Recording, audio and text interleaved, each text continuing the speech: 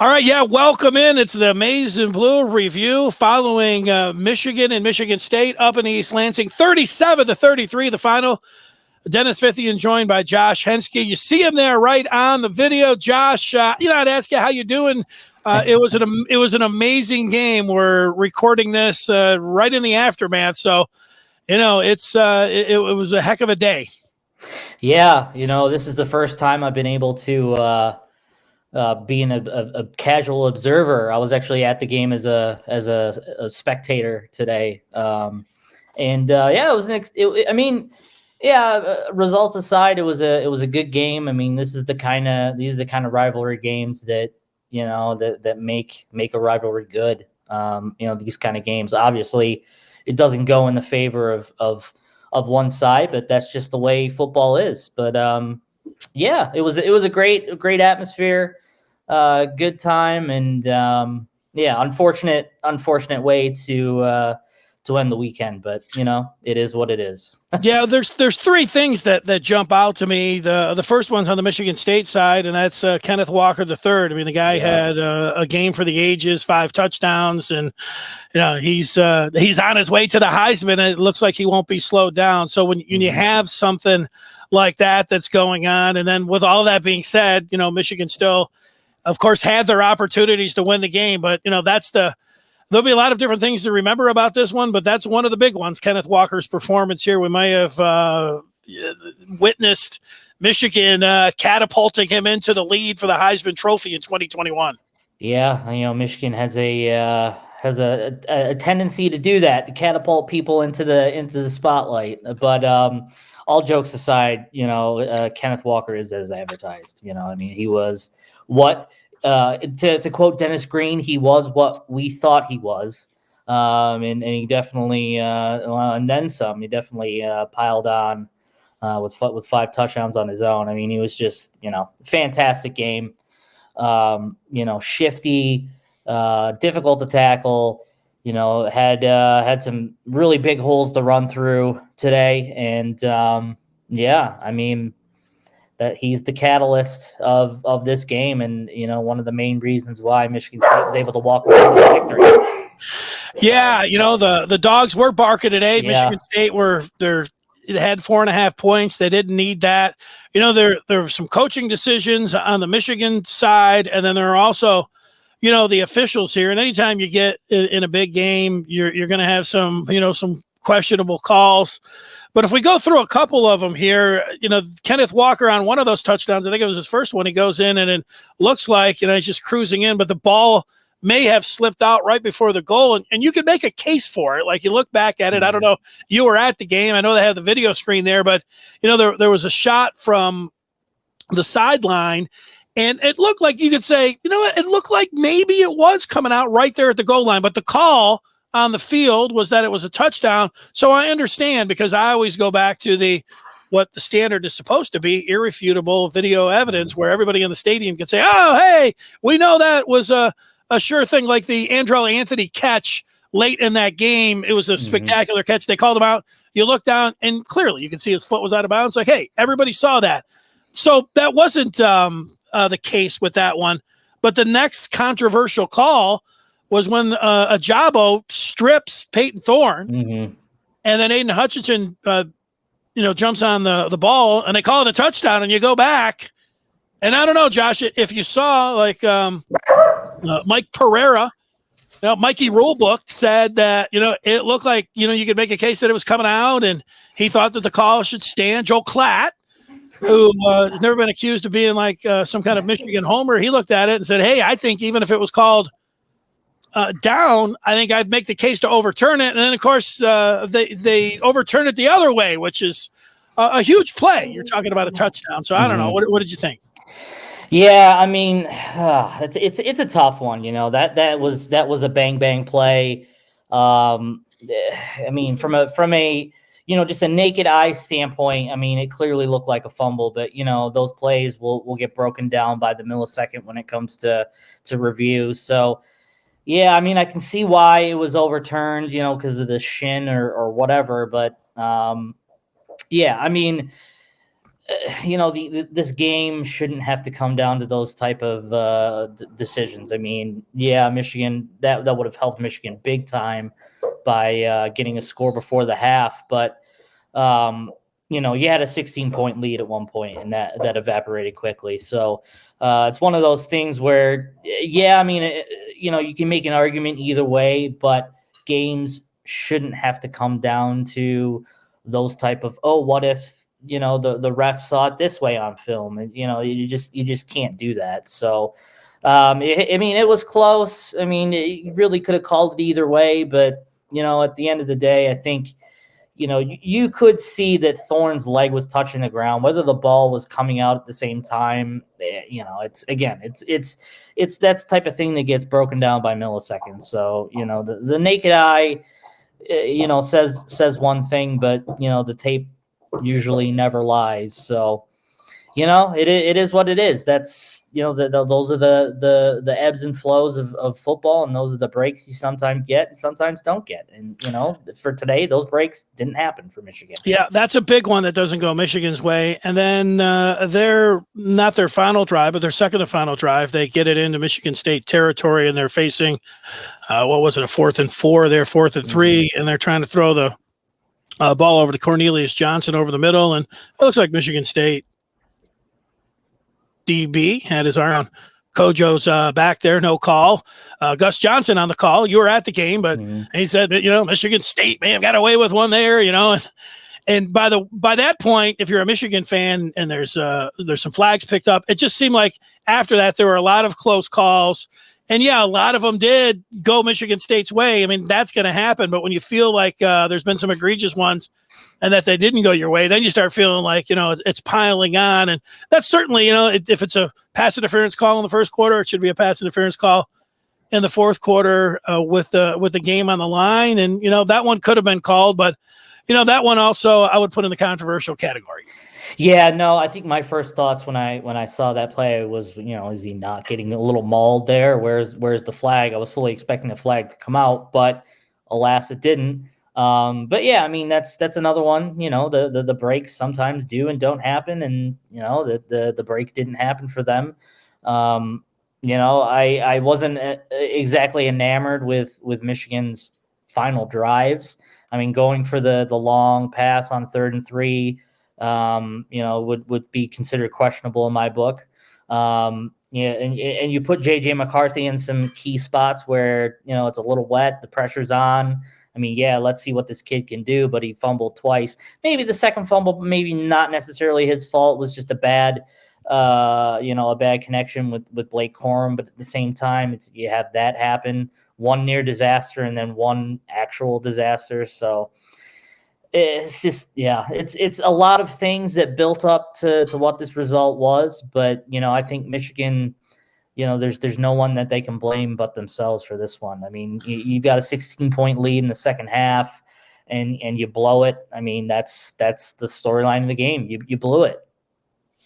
Well, Josh, you are the calm hand at the wheel right now in the aftermath of this game, but you did touch on one of the things that I think a lot of people, maybe myself included, like you'd say your head's going to explode, and that is the play in the personnel decisions there of Jim Harbaugh when it came down to JJ McCarthy. We've seen this, and at the one point when he put him in there, you got, he fumbled, and it was lucky that Michigan State didn't jump on the ball, and Michigan was able to get 3 points there to take the 33-30 lead. So, I don't know if you say no harm, no foul, whatever else, but it's like right after that, it's like Cade was cooking. It wasn't like you'd say, man, they really need a spark here. Boy, Cade is just fabulous, man, and he is just on point, and he's having just an exceptional game. So even when McCarthy was in there, I was like, hey, let's scrap that. But then when he fumbles, I'm like, that's it. JJ, you've good job and everything, but the Cade's going to take it the rest of the way here. So then to come back out and put him right in there, and I don't know, like I saw something like maybe he was in the medical tent and that was the reason there, but I mean, it seems like it defies logic unless, McNamara wasn't available. Yeah, I didn't necessarily see him go into the medical tent. I mean, I saw something after the fact. I mean, if that's the case, then okay, fine. I'll give you that. But yeah, like you said, it's not necessarily that McNamara was having a bad game or was struggling by any means. I thought he was extremely crisp in the passing game and didn't make any mistakes outside of obviously the interception at the end of the game to seal it for Michigan State. But yeah, I mean, yeah, you always can look back at plays and personnel decisions after a loss and say, okay, this shouldn't have happened. This shouldn't happen. But if we were talking after a win, we would probably just ignore this stuff and move on to the next week. But yeah, with not much else to talk about after this one, except for the what ifs and the what could have been different. It's just you just gotta deal with it, I guess. I mean, we'll see what happens with JJ this moving forward, but we'll see. Well, yeah, now that you've got a loss here, maybe you can play it more, but it really went the part about when you have a player that's having an exceptional game, he's in a rhythm or something. We get the whole idea and why you're playing McCarthy why you're playing McCarthy and everything else. But at that point, boy, that just seemed ill-timed, everything about it. The other part, it wasn't one thing. It was one of the themes of the game, and it happened repeatedly. If Michigan would have won, maybe they'd go back and say, hey, we really have to clean that up and take a look at it. I haven't got the explanation. Maybe there is a good explanation for it. But, you're sitting there in the first quarter, and Michigan State's starting to go with a little bit of a tempo. They're getting in quicker. You can see Michigan's running around, and they catch them. Like Aaron Rodgers does with the Packers. They're catching them with personnel decisions. And even Joel Klatt's there and saying, well, Michigan will change even if Michigan State's not. And if Michigan State's changing, Michigan gets a chance to change personnel right with them. But Michigan will change even if Michigan State is not, which is dangerous. And so they got caught. And that was when Michigan State got their first touchdown into the second quarter, first play of the second quarter. They get the touchdown run that we talked about from Walker. But then it kept happening. Yep. And you could see, and you could say maybe they made the adjustment. I haven't gone down we're talking right after the game. Maybe they did make the adjustment where they stopped changing their own personnel unless Michigan State did. But you could still see pre-snap them moving around repeatedly, 3 or 4 guys out of position, and State's catching them with their pants down. And it happened. Did it happen 5 times? It happened way too many times. Yep. And so Mike McDonald, whatever he was looking at, whatever his idea was with all the personnel change and let's get fresh bodies in there, at some point you have to adjust what's going on there. I thought that was one of the huge factors of the game. Yeah, I mean, they got flagged for it twice, for the I guess illegal substitution or whatever they call that penalty. But, and these guys will forget more football than I ever know, but in my opinion, there's no excuse that you can't adjust the tempo and have your guys still running off of the field while Michigan State's preparing to get the snap. I mean, that's just inexcusable. And yeah, you can say, okay, a rookie play caller, all right, whatever, he's going to make mistakes, but these type of games, you can't afford to make mistakes. And that's, free yards for Michigan State to, get a free play out of, or just increase their chances of getting the ball down the field. So it's frustrating. It's maddening that, a team that just seems so prepared defensively for, things that were happening to be so, I guess, caught off guard when it comes to tempo, when you probably knew it was coming if you looked at the tape. That's probably the most frustrating part about, the defensive performance today, outside of obviously, giving up 5 touchdowns to Kenneth Walker, but he's good in his own right. So it's disheartening for sure. Well, sure, and those things are absolutely correct, and I think the officials were, whether you just want to say they're part of the game or anything else, they were a part of this one, and they are worthy to talk about when you have these many close plays. And we're talking about a touchdown for Hutchinson. You want to start getting into, well, Anthony had a hold that really wasn't Michigan flinching a little bit on a 4th and 1. And then it's when they, weren't able to get the 4th down. There were a lot of things like that. And there were some other hold calls that you say, hey, that looked like, that was pretty obvious. Of course, the defensive pass interference that I already talked about. But yeah, the big ones, those are the ones that you really, if you're watching them from a Michigan standpoint, you feel like you got robbed there. But I think momentum in a game, and when you got a quarterback and you got a player, I don't think Michigan State would have been smart after Walker had 2 or 3 touchdowns to say, hey, let's start running the fullback, or let's start running the second and third. But you know what? They said, we got a guy that's going. Let's just ride him. And I wish Michigan would have done that, especially after McCarthy fumbled. It's like that was a momentum killer. And, it's hard. There's a reason that it's never been really done successfully in the history of football, of swapping out quarterbacks like that. It's because it really takes the momentum away from your guy there. And I'm having a hard time with that one. Especially if there wasn't anything medically going on there. And so if there's a decision where you had to put McCarthy in, I get it then. But I'm having a hard time picking up the pieces with that one here in the aftermath of this game. But, most of the times they do come back and they say there's a reason for everything, but I'm having a hard time coming up with a reason for that one. Yeah. Maybe now after the loss, you might see more of JJ and him getting more chances now that, there's a blemish on the year, and, the Big Ten title hopes are dwindling, not gone, but they're dwindling right now. But yeah, I mean, I understand the confidence in JJ and putting him out there in big spots to see if he can handle the pressure. But, sometimes I think personally, you got to look at a situation and say, okay, maybe there's a little bit too much at stake here at this point in time, and kind of reconsider that and kind of rein him in a little bit. But you can't go back and change the past, so you just gotta look towards the future and see what's next. I mean, you can make the argument that Michigan's Big Ten title hopes are still alive, but boy, it's a little difficult after today to kind of give anyone confidence that this team can, rip off however many straight in a row to end the year and challenge for a Big Ten title. So we'll see.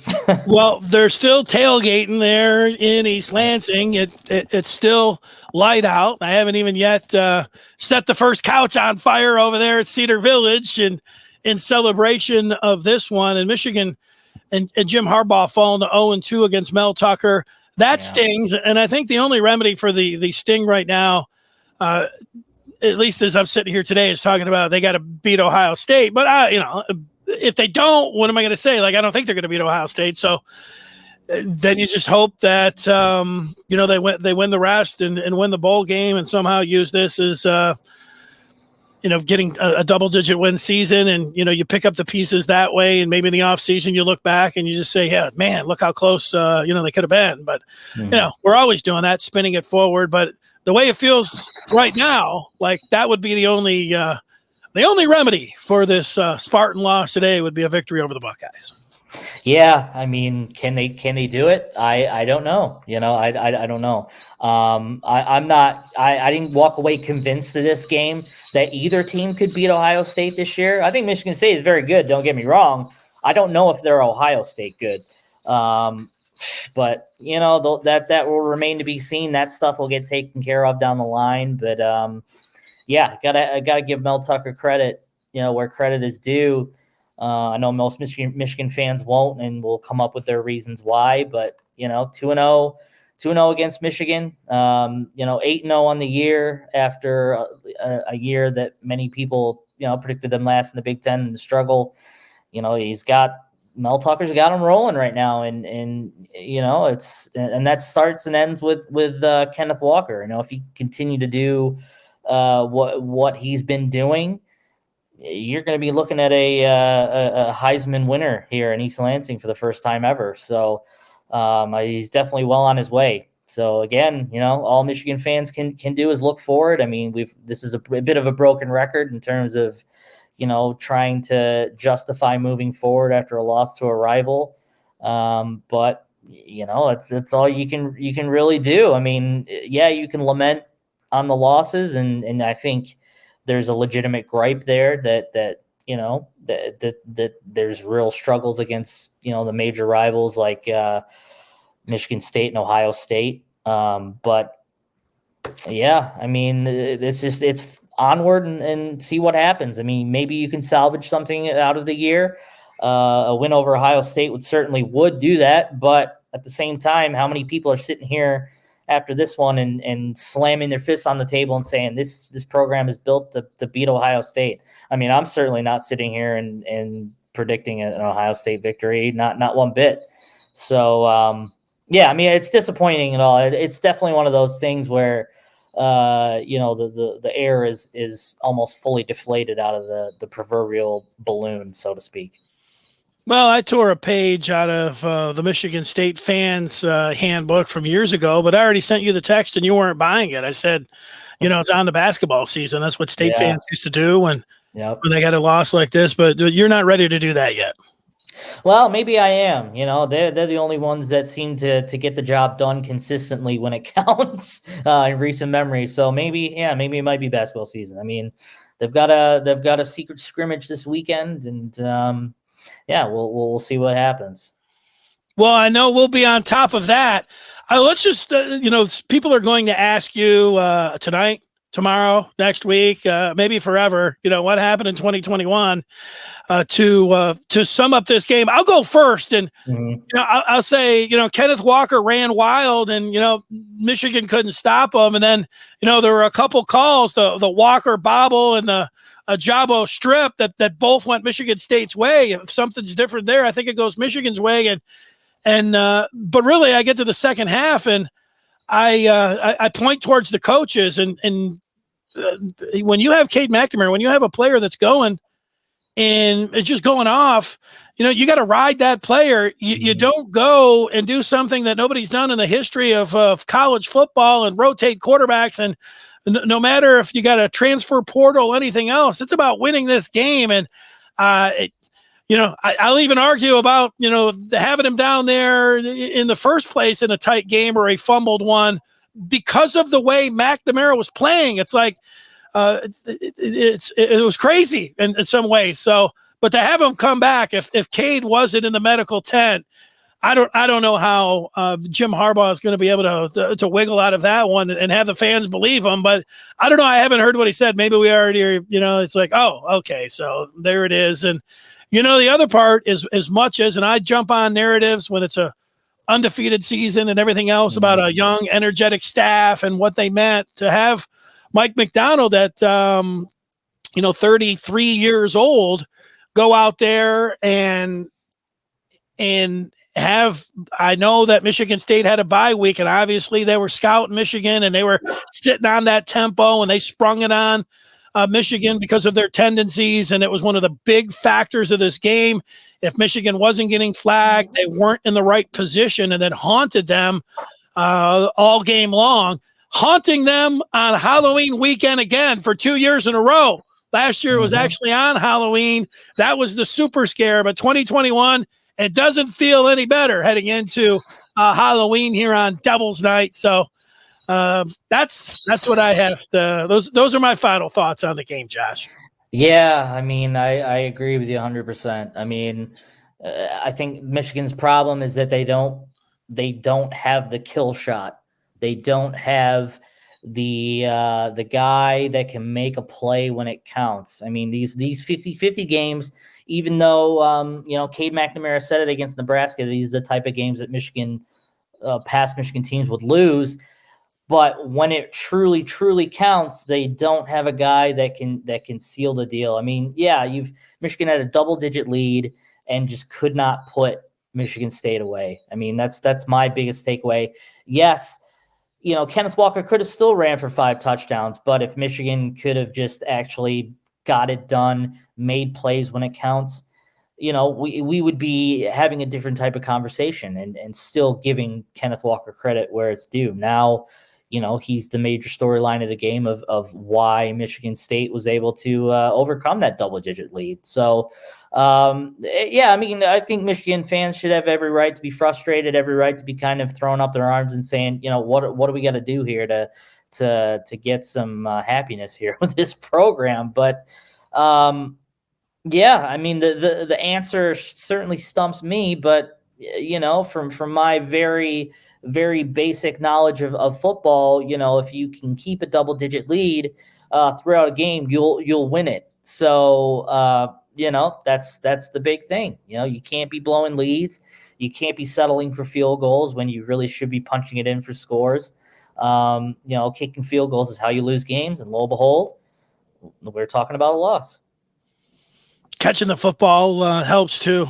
That too. And that helps. Being able to adjust when the other team's doing something. Not having those answers, and again that quarterback carousel. We always knew that was dangerous. That was going to be hot in any kind of loss, and here it is. It was front and center. So we'll take all of those items that we just discussed here in the last 2 minutes, analyze, scrutinize them, and get a million people's opinions on them, and see where we're at over the next couple of days. That's how it's going to play out, right? Yep, absolutely. There's no other way.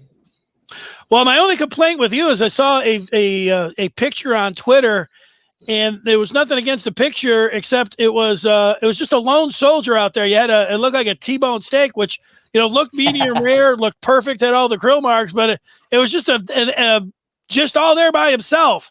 Like if you had a vegetable medley and a baked potato there, you don't have to have sour cream and chives like me, or twice baked potato. But man, baked potato and some kind of color there for the vegetables, and it'll look like somewhere downtown at Ann Arbor that you're gonna go and have to spend close to $100. But it's probably cheaper than that. I liked it. I just thought you were missing some some of the key support cast around that steak. In my defense, I had the sides, but they were on their little containers out of view of the picture because that steak needed a plate of its own. I mean, that was a 28 ounce porterhouse that I finished in one sitting. I'm proud to say that. So the sides were available. They just weren't in shot. Wow, 28 ounces. I didn't know how. You know what? There's nothing like that T-bone. You get in there. Oh yeah. I would pick it up at the end there. I wouldn't have to get to that point. But yeah, I was out in public. Good. I thought about it, but I was out in public. I couldn't be a savage like that. Yeah, obviously, I wish we were sitting here talking about and having a lot more fun, talking about a victory and your winning steak and how this is going to be a springboard into next week. But it's going to be a springboard anyway. It's going to be shot out of a cannon. All the best. I know there's a lot of exciting things going on. I'm looking forward to helping out. So best of luck. Get it going, and I don't know, picking up the pieces and moving forward. It's the only thing you can do, and that's what we'll do here, Josh. Right? 100%. Can't let a loss beat you twice. So how Michigan responds from here will be a big talking point moving forward. Well, this is the second time I've talked with you, and I enjoyed it as much as the first time. Maybe not. I didn't enjoy. After a while, I didn't enjoy it. Scratch that. I really didn't enjoy this one, but I hope that the next time that it's going to be more enjoyable. Maybe that's the way I should have said. Yeah, this is the first of many more, I'm sure. Yeah, hopefully a lot more happier. Maybe too. Yeah, but yeah, a lot more fun after wins. Come on. Yeah, right. Oh, Croft. Right. There's a lot of the things that I said here. You can delete it out. Like, okay, that was too far. So I get it. All right, Josh. Take care. That was our Michigan State post game. Right. Right. All right.